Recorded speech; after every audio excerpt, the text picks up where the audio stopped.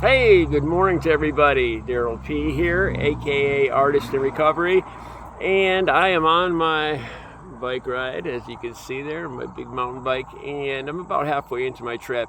And it's a beautiful day here in Connecticut. It's finally got cool. We got cooler weather. It was in the 50s last night, and it's a lot drier. It can get very tropical here in Connecticut. It has been for the last month or two, and now it's cooler. And here's the thing, as I was pedaling up this big hill, my past drug use is a lot like my past girlfriends. And that's how personal addiction is. Smelling the air right now, breathing in this air, the scent of the time of season, the humidity, it can remind me of my past girlfriend that passed away, Audrey. A lot of times it does. Or it can remind me of past highs. And unfortunately, it does that a lot of the time, as it did this morning.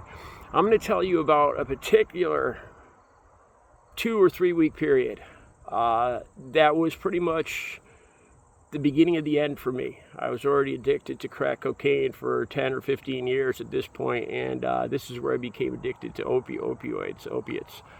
And I'm going to tell you about that. It was a 2 or 3 week period where I descended into hell, basically. Okay, this is what happened. I had many friends. I used to go to the bars every night, and there was a girl I knew there at the bar, a woman, and she was a year or two older than me, and her mother had just passed away from cancer, and she still had a bottle of pills, morphine. I believe they don't even make this strength anymore. They were 80 morphine sulfate, I think it was called, 80 milligram. I know they were specifically just for terminal cancer patients. Like I said, they were left over. And I was such a lying manipulator at the time, I convinced this woman to front me the pills without any money, because of course I never had any money. And I would sell them for her, which I'm not sure if I ever really had any intention of doing. And these were so strong.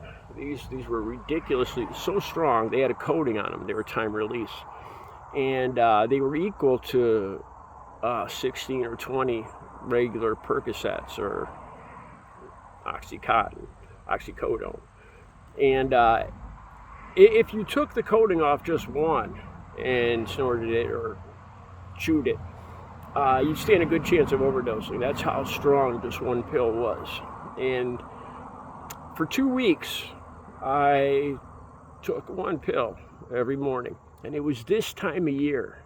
It was this exact time of year, and I didn't even sleep really at all. I'd be up all night, all day, all night, nodding off.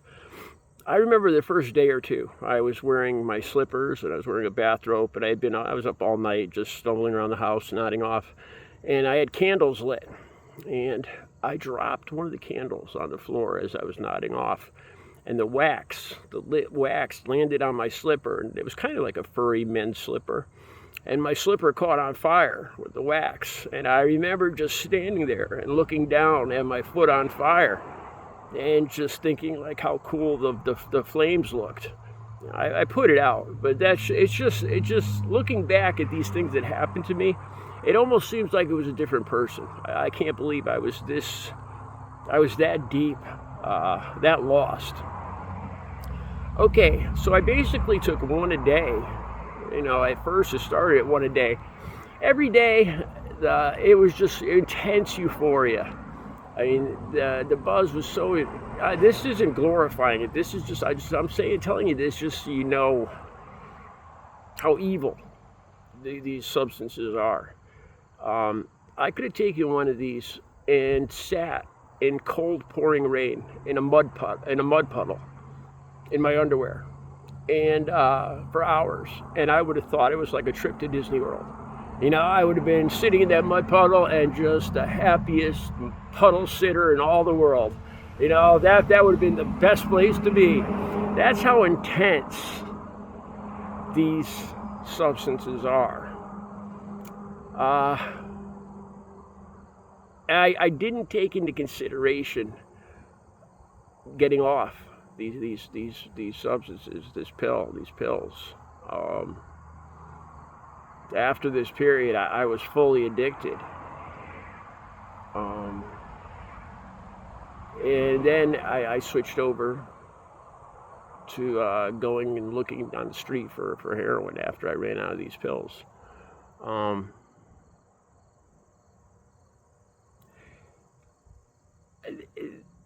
They provided me with they give you intense pleasure. But this is what I learned. Human beings, we're not meant, that's not our goal, that's not our reason to be here, is not to seek out pleasure. You know, usually seeking out pleasure leads to nothing good. It leads to misery and mayhem, eating too much, drinking too much, sleeping too much. You know, these things are pleasurable. Having sex too much. These things are pleasurable, but they should just be done as a part of life. You know, this is what I've learned. And actually, the things that cause me pain that are hard to do now, like working out, are the things that really provide me with long-term pleasure. I started painting, right? And a lot of times I have to, you know, selling my artwork, I do landscape and seascape. And I had to concentrate and sit down, and a lot of times it was frustrating, but it's so rewarding.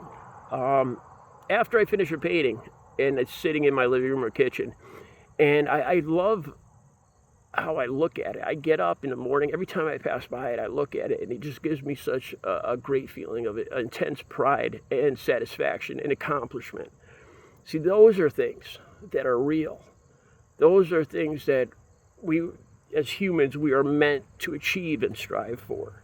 Pleasure seeking, you know, just because something makes you feel incredibly good, it's usually, what I've learned is usually something that makes you feel incredibly good is bad for you, you know, and you shouldn't seek it out. You especially shouldn't do it in large quantities. Like I said, sleeping, eating, sex, drugs, alcohol, anything that, you know. Those things are just meant to be a side benefit of working hard. You know, working hard. I mean, I hate to say, I know it sounds kind of, you know, I don't want to sound like a Trumper or a MAGA, but working hard provides you the most benefit, the most satisfaction, the most long-term satisfaction and achievement that really makes you feel happy inside, gives me confidence, it eliminates insecurity. It makes me feel confident that I could do anything, that I could achieve things. Working out, I force myself. I just left the gym before I got on this bike. You know, and it hurt. And every day I don't look forward to doing it, you know, and I'm working on the machines and stuff. But I feel good after, and I feel good of what I've achieved, and I feel confident. And it's a good feeling, and it's a lasting feeling, and it's a real feeling. Not like pleasure seeking, like drugs or alcohol. You know, those things, they seem to work at first, and then they work a little bit less. It almost seems evil, like it's a trap. You know, it works good at first, the first time, and then it works a little less good, and then a little less good, but makes you want it more. And then the negative aspects become stronger, and the pleasure becomes less. And then by the time you try to stop, you can't. You know, you're stuck in this vicious circle, this loop of chasing a feeling that you could never get back again, and a feeling that wasn't even real, that never really provided you with anything of substance, any real satisfaction, any real sense of achievement. That's what drugs do. That's what, especially, these morphine pills did. And I know that now, 30 years later.